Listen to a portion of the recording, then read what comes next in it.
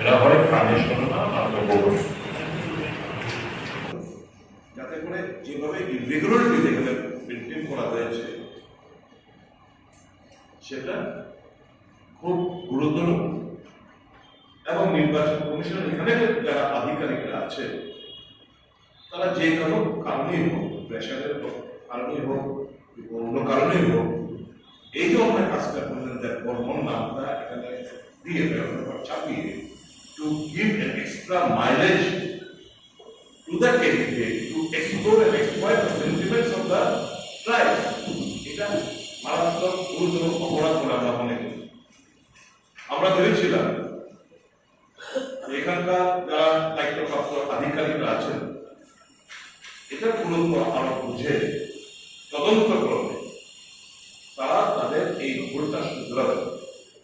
কিন্তু দেখলাম ইতিমধ্যে আমিও নির্বাচন কমিশনের কাছে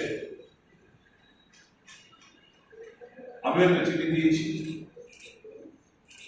এই চিঠির প্রেক্ষিতে আমাদের এএসপির তরফ থেকেও দেওয়া হয়েছে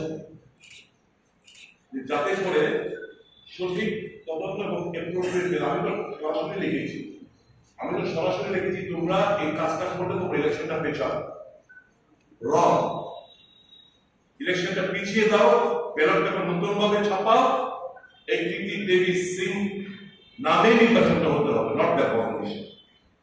এএসপির তরফ থেকে আপনাদেরকে মেমোরেন্ডামের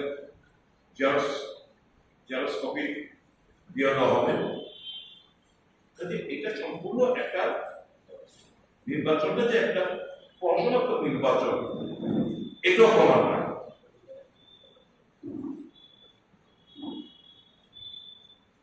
পশ্চিম ত্রিপুরা লোকসভা নির্বাচন আমাদের অভিজ্ঞতা দিকে দিচ্ছে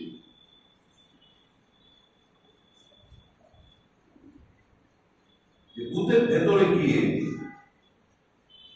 যথেচ্ছভাবে ফলস ভোটিং প্রদান করা হয়েছে।